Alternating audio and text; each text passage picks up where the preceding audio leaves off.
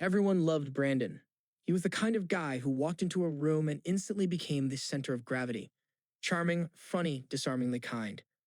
My friend has joked that he was too perfect to be real. I used to laugh along. I used to think I was the lucky one. We met at a campus event in my sophomore year. He held the door open, made a clever comment about the free pizza, and smiled like he already knew I'd fall for him. And I did. Fast. By the time graduation rolled around, we were inseparable. My mom adored him. My little sister thought he was a real-life superhero.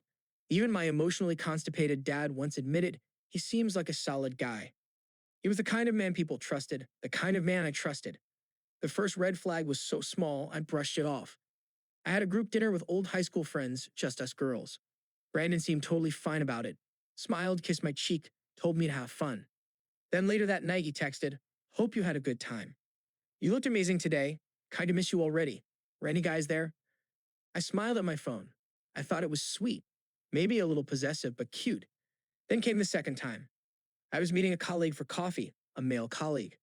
Brandon said nothing at first. Then an hour after I got home, he said quietly, "I just don't get why you didn't tell me he was a guy." I frowned. I didn't think it mattered. He smiled. "It doesn't. I guess I'm surprised you didn't think I'd want to know." He didn't yell. He didn't accuse. He just made me feel like I'd done something wrong, like I'd hurt him. And I hated that feeling. So I promised I'd tell him everything from now on. It happened on a Saturday.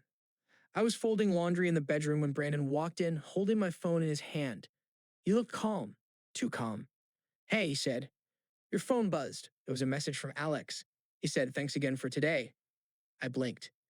"Yeah, we had a meeting at work. I helped him with a presentation." He nodded slowly, as if processing. "I didn't know you were meeting him again. You told me you'd be home all afternoon." I froze, my stomach dropped. I forgot to mention it. It was last minute. He sat on the edge of the bed, still calm, always calm. "You know what's funny? I don't think you'd like it if I had secret little meetings with women you didn't know about. It wasn't secret." "But it feels like it was," he said softly. Then the silence. That cold, heavy silence he always weaponized. I hated that silence more than yelling. I started apologizing again, saying how I didn't mean to hide anything, saying how I understood why it upset him. He didn't interrupt, just sat there, watching.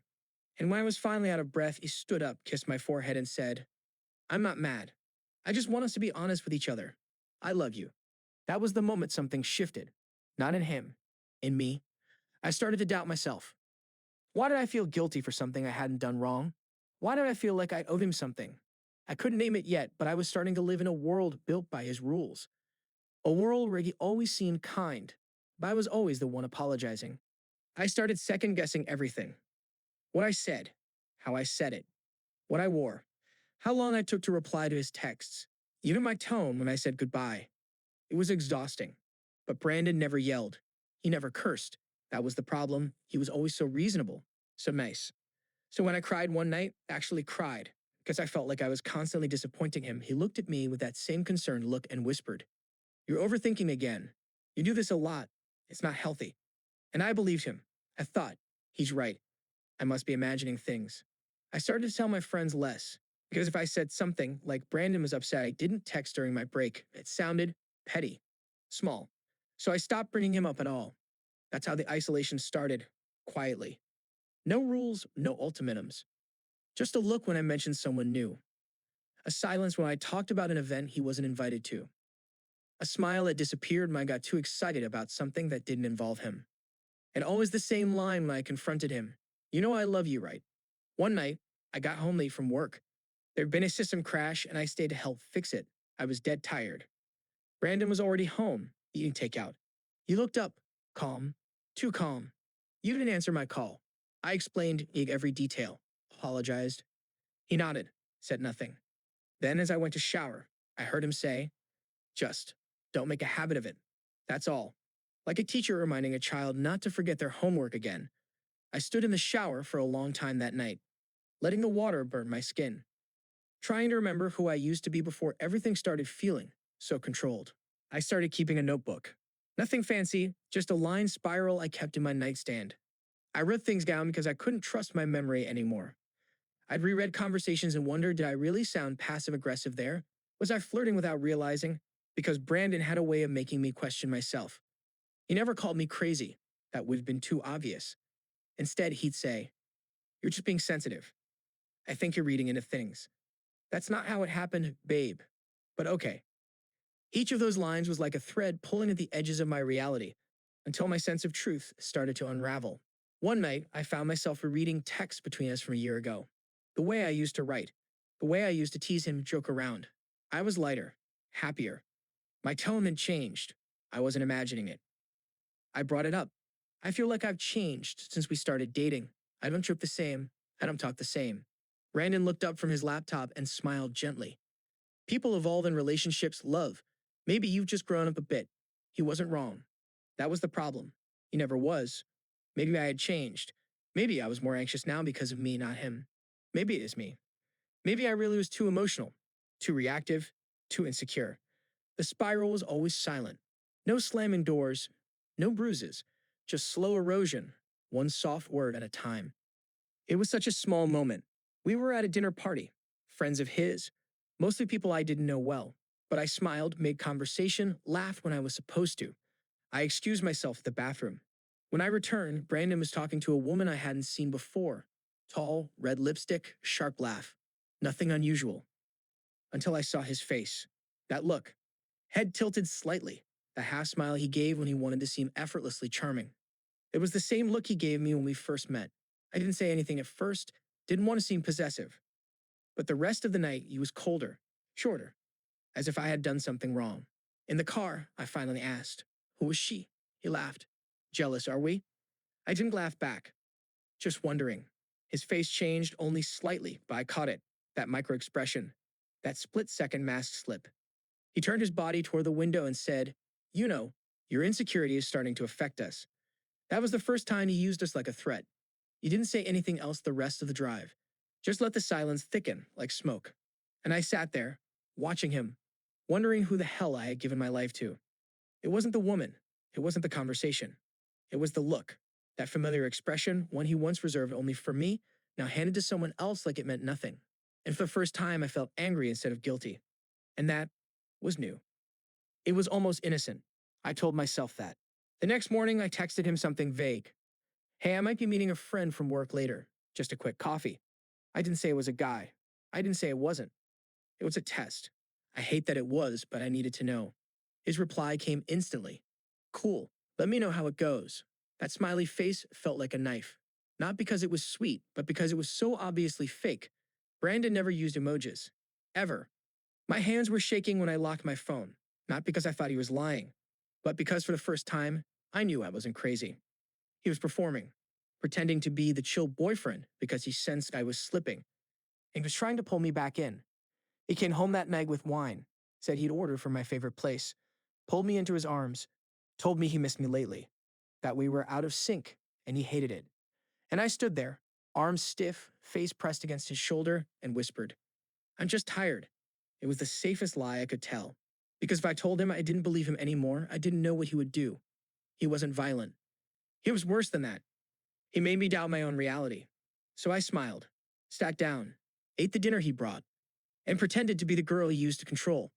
But deep inside me, something was changing. Something was waking up. It was a Sunday, quiet, harmless.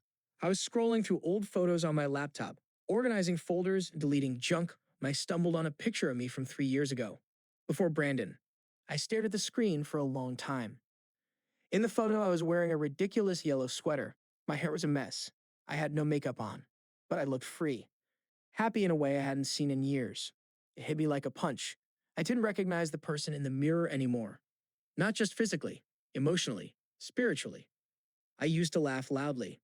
Now I thought before I laughed, was that too much? Too shrill? I used to call my sister every other day. Now I hadn't spoken to her in a month. I used to journal. Now I second-guessed every word I wrote. And Brandon? He was in the living room, humming, watering the plants, acting like the perfect boyfriend. Because in his mind, everything was fine. I was still there, still orbiting around him like a well-trained moon. But something had snapped. I closed the laptop, walked to the mirror, looked myself in the eye. And for the first time in a long time, I whispered, "This is not love." And saying it aloud made it real. I didn't have a plan yet. I didn't know where I'd go or how I'd leave. But I knew this much. I had to get away. Before I disappeared entirely, I started hiding things. A small bag tucked in the back of my closet. Cash slowly scraped together. 20s from the grocery budget, ones from coat pockets. A backup email. A password protected folder. Every action felt like a betrayal. But betrayal of what? A man who smiled when he lied? Who made me question my mind until I no longer trusted myself? Brandon didn't notice. That week he was unusually affectionate. He cooked. He texted cute things. He even suggested we take a weekend trip. You've been stressed, he said. Let's get away from all this. I smiled, nodded, told him I'd think about it. Inside, I was screaming. Was he catching on? Or worse, was this just his rhythm? Pull, then push. Warm, then cold. Control disguised as care. One night, I left my phone unlocked on the table, on purpose, and watched him out of the corner of my eye. He waited until he thought I was asleep. Then he picked it up, scrolled, paused, scrolled again. I lay still, heart racing.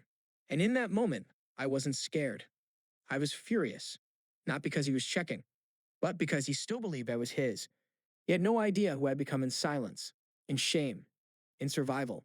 He didn't know I was already gone, just not physically yet. I didn't sleep that night, but I knew what I had to do. I left on a Tuesday. It was raining. Of course it was. Brandon had an early meeting, kissed my cheek, told me to relax today. He had no idea. I waited 10 minutes after the door closed, just long enough to be sure. Then I moved fast. The bag was already packed. The cash was tucked in my bra. The folder with photos, notes, recordings, all sent to a backup drive emailed to a friend I trusted. I didn't cry. I didn't hesitate. I just moved. My heart beat like a war drum, but my hands were steady. I left a note. Short, clean, honest. This isn't working. I don't feel safe with you. Please don't contact me. No explanations. No debates. Because he would have found a way to twist it. The Uber driver didn't ask questions. I stared out the window, the city smearing past, my mind both racing and numb. When I got to my sister's apartment, she opened the door, took one look at me, and said nothing. She just held me. And I broke. Not because I was scared, but because I had finally stopped lying. To him. To myself. That night, I turned off my phone, deleted my social media, and for the first time in forever, I slept. Not well, but freely. It's been 6 months, and I still flinch when someone raises their voice. I still hesitate before I speak, wondering if my words will be twisted. Still check my phone for no reason. Still feel my stomach knot when someone says, "Can we talk?" But I laugh again. Real belly deep, ridiculous laughter. I wear yellow sweaters, I burn pancakes. I lose keys and don't spiral about it. I talk to my sister every week. Started seeing a therapist. And for the first time, I'm learning to say things like, that wasn't my fault. I'm allowed to feel angry. I didn't deserve that. Brandon emailed me once. Just once. A long, perfectly crafted message filled with Fox regret, selective memory, and careful rewrites of our past. I didn't respond. Not because I was afraid, but because I didn't know him closure. He knew exactly what he was doing. Every time. Healing is slow. There are still days I miss the version of him I fell in love with, the version he pretended to be. But I never miss how I felt. Small, wrong, rewritten. Now I live in a tiny studio with peeling paint and terrible Wi-Fi. But it's mine. And when I look in the mirror, I recognize the girl in the yellow sweater again. She's older now, not quite whole, but real, and she's not asking for permission anymore.